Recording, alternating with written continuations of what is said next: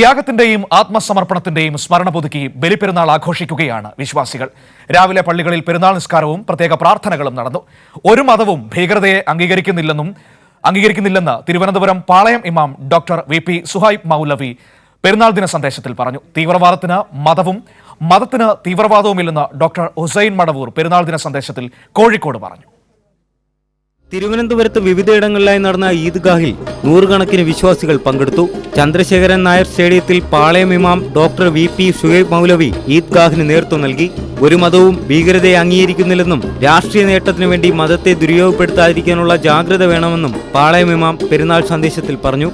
ഭീകരാക്രമണത്തെ അതിശക്തമായിട്ട് ഈ പെരുന്നാൾ മൈതാനിയിൽ വെച്ച് നാം വീണ്ടും അപലപിക്കുകയും അതുപോലെ തന്നെ മരണപ്പെട്ടവരുടെ കുടുംബാംഗങ്ങളുടെ ദുഃഖത്തിലും വേദനയിലും നമ്മൾ പങ്കുചേരുകയും ചെയ്യുകയാണ്. സഹോദരങ്ങളെ, മനുഷ്യരെ അന്യായമായി വധിക്കുന്നത് പൈശാചികമാണെന്ന കാര്യത്തിൽ ഒരു തർക്കവുമില്ല.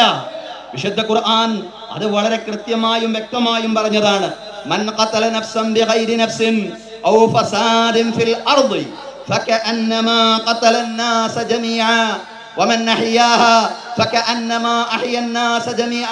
കൊച്ചി ചക്രപ്പറമ്പിന് സമീപം പാരീസ് സ്പോർട്സ് സെന്ററിൽ നടന്ന ഈദ്ഗാഹിന് ഇസ്ഹാഖ് അസ്ഹരി നേതൃത്വം നൽകി. രാഷ്ട്രീയ താൽപര്യങ്ങൾക്ക് വേണ്ടി സംഘപരിവാർ വംശീയതയും വർഗീയതയും ഉപയോഗിക്കുന്നുവെന്ന് അദ്ദേഹം പറഞ്ഞു. ഇടുക്കിയിൽ തൊടുപുഴ, പീരുമേട്, പെരുവന്താനം എന്നിവിടങ്ങളിൽ ഈദ്ഗാഹുകൾ സംഘടിപ്പിച്ചു.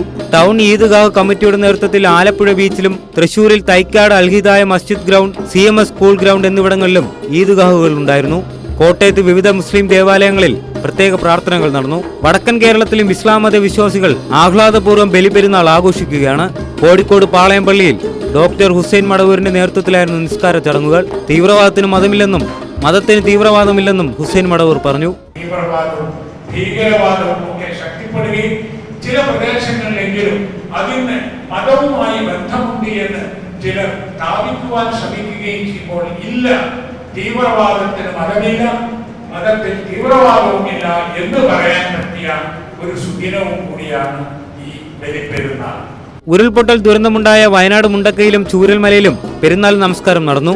മുണ്ടക്കയിൽ ഉരുൾപൊട്ടലിൽ തകർന്ന പ്രദേശത്ത് ആദ്യമായാണ് പെരുന്നാൾ പ്രാർത്ഥന നടക്കുന്നത്. മുണ്ടക്കൈ പള്ളിക്ക് സമീപത്തെ മദ്രസയിലായിരുന്നു പ്രാർത്ഥനാ ചടങ്ങുകൾ.